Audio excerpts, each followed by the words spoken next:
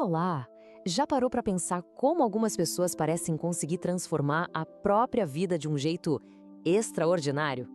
Hoje, a gente vai mergulhar fundo em um livro que propõe exatamente isso, explorando como qualquer um de nós pode ir além do comum. O nosso guia nessa jornada é o livro Como se tornar sobrenatural, do Dr. Joe Dispenza. A gente vai desvendar a conexão fascinante que ele mostra entre a nossa mente, o nosso corpo e a realidade que a gente vive, ou melhor, que a gente cria todos os dias. Vamos lá. Bem, para começar, vamos encarar uma verdade um pouco incômoda. Muitas vezes, a nossa vida parece um roteiro que se repete, dia após dia. O livro parte justamente daí, de um diagnóstico poderoso. A maioria de nós vive no piloto automático. E o pior, é o nosso passado que está, em segredo, ditando cada passo do nosso futuro. E qual que é o mecanismo por trás disso? São os hábitos. E olha, a ideia é de cair o queixo. Quando a gente chega ali pelos 35 anos, cerca de 95% de quem a gente já virou um conjunto de programas automáticos. É como se o nosso corpo tivesse decorado o roteiro da mente e passasse a agir por conta própria, sabe? Sem nem pedir a nossa permissão consciente. E tudo isso começa com uma coisinha bem simples, um pensamento. O mais fascinante é que esse pensamento, que parece algo totalmente abstrato, na verdade dispara uma cascata de reações químicas bem concretas. O nosso cérebro funciona como uma farmácia interna, liberando sinais químicos que viajam pelo corpo todo. E qual a missão desses sinais químicos? É bem clara: fazer com que o corpo sinta exatamente aquilo que a mente pensou. Se o pensamento é de preocupação, o corpo sente ansiedade. Se o pensamento é de alegria, o corpo sente a leveza. É assim que o imaterial, o pensamento, vira matéria, vira uma sensação no corpo. E é aqui que o ciclo se fecha e se fortalece. O corpo, sentindo aquela emoção, manda um sinal de volta para o cérebro, que, por sua vez, produz mais pensamentos alinhados com aquele sentimento. Então, pensar leva a sentir, que leva a pensar mais do mesmo. Com o tempo, essa repetição vira uma prisão, porque as emoções, no fim das contas, são registros químicos do nosso passado. E a consequência disso é muito séria. O corpo fica viciado nessas emoções do passado e acaba nos arrastando para um futuro que é só uma cópia do que a gente já viveu. Simplesmente não sobra espaço nem energia para criar algo novo. A gente fica preso num ciclo onde o mundo lá fora dita como a gente se sente aqui dentro. Então, como é que a gente quebra esse ciclo? O livro aponta para uma única porta de saída. Uma ponte para um lugar totalmente novo. O momento presente.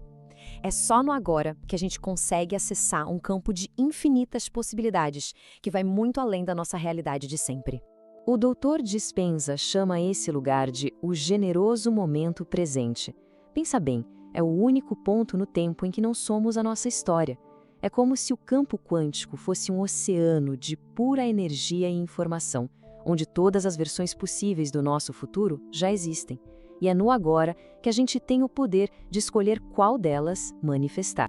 Ok, mas aí vem a pergunta que não quer calar. A pergunta de $1 milhão. Como é que a gente acessa esse lugar? Como silenciar o barulho do piloto automático para entrar de verdade no momento presente? A solução, olha, não é algo que acontece do nada. É um ato de criação, um ato deliberado.